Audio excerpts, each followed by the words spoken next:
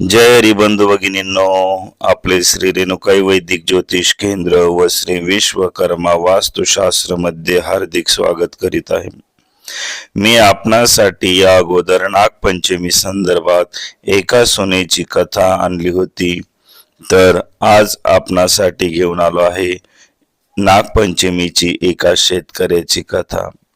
ही कथा आपण संपूर्ण बघावी.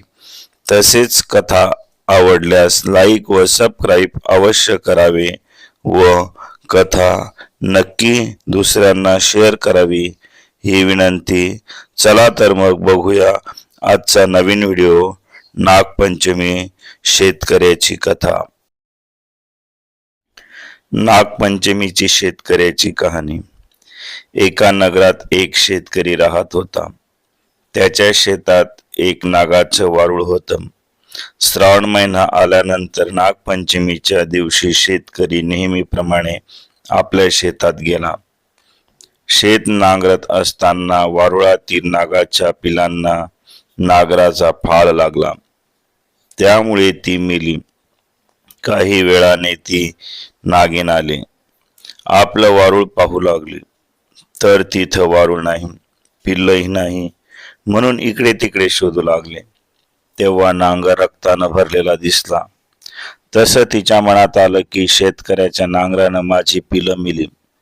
याचा राग मनात ठेवून शेतकऱ्याचा निर्वंश करावा असं तिच्या मनात आलं. ती शेतकऱ्याच्या घरी गेली. शेतकऱ्याच्या मुलाबाळांना, लेकी सुनींना, शेतकऱ्याला व त्याच्या बायकोला चावा घेतला. त्याबरोबर सर्वजण मरून पडले.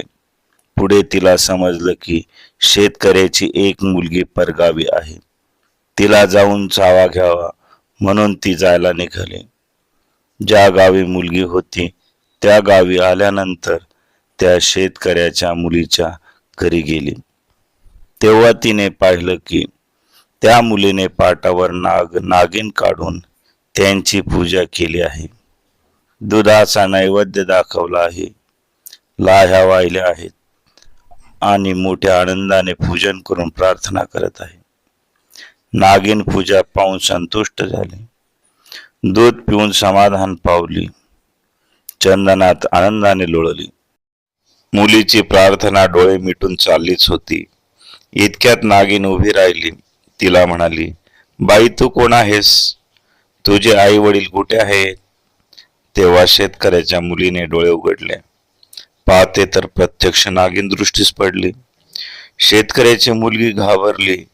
नागिन म्हणाली, भिवू नकोस, घाबरू नकोस, माझ्या प्रश्नाचे उत्तर दे.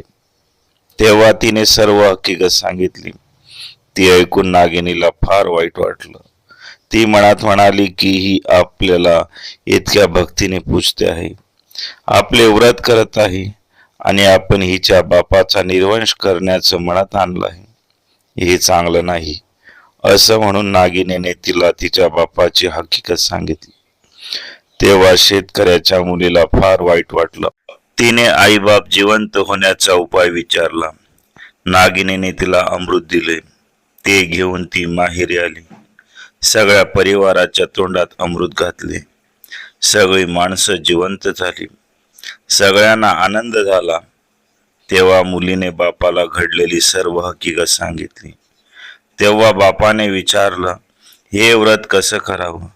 मुलीने व्रताचा सगळा विधी सांगितला व शेवटी सांगितले की कमीत कमी नागपंचमीच्या दिवशी जमीन खोदू नये, भाज्या चिरू नये, तव्यावर शिजवू नये, नागोबाला नमस्कार करावा, एवढे करावे. तेव्हापासून तो नागपंचमीचे व्रत करायला लागला. जशी तिला नागिन प्रसन्न झाली तशी तुम्हास हो हीच इच्छा. माझ्या व्हॉट्सअप ग्रुपमध्ये सहभागी होण्यासाठी 7588579020 या व्हॉट्सअप क्रमांकावर जय हरी असा मेसेज पाठवा. ऑनलाईन कुंडली मार्गदर्शनासाठी, वधूवर गुण मिळण्यासाठी, वैवाहिक स्थिती जाणून घेण्यासाठी, नोकरी, व्यवसाय, शिक्षण मार्गदर्शनासाठी संपर्क करा. मोबाईल क्रमांक 7588579020. संचित तुळशीराम पवार ज्योतिष भास्कर वास्तु प्रवीण, श्री रेणुकाई वैदिक ज्योतिष केंद्र, श्री विश्वकर्मा वास्तुशास्त्र पहूर कसबे, तालुका जामनेर, जिल्हा जळगाव।